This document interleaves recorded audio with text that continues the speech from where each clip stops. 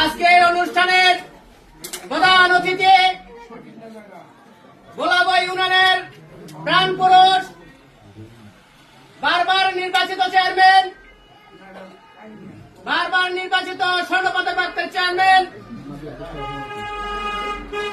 জনাব আলমগীর হোসেন টিটু ভাই।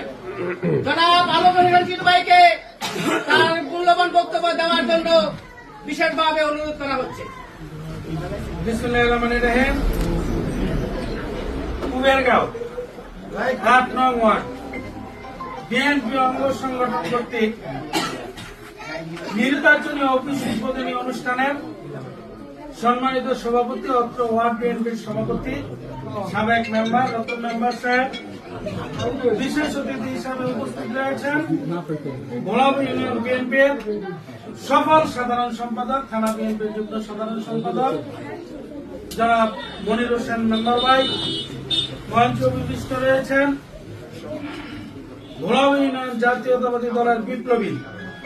সিনিয়র সহসভাপতি, দক্ষ সংগঠক মনিরুল ইসলাম সবুজ ভাই, বিএনপির যুগ্ম সাধারণ সম্পাদক, ৯ নং ওয়ার্ড থেকে নির্বাচিত জনপ্রতিনিধি নূর মোহাম্মদ মেম্বার, মঞ্চ উপবিষ্ট গোলাবাই ইউনিয়ন জাতীয়তাবাদী যুব দলের বিপ্লবী ও সফল সভাপতি সামাদ ভাই, বিএনপির যুগ্ম সাধারণ সম্পাদক এবং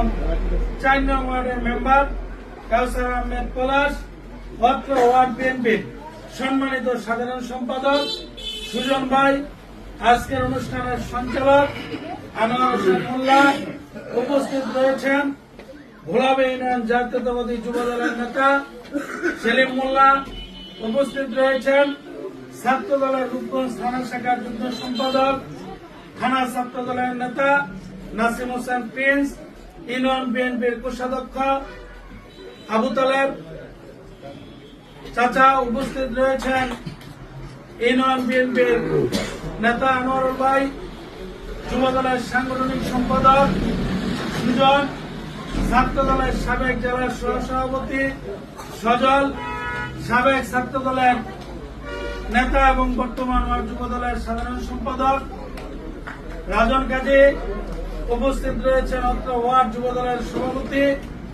মুহিত মোল্লা, ৭ নং ওয়ার্ড জাতীয়তাবাদী যুব দলের সভাপতি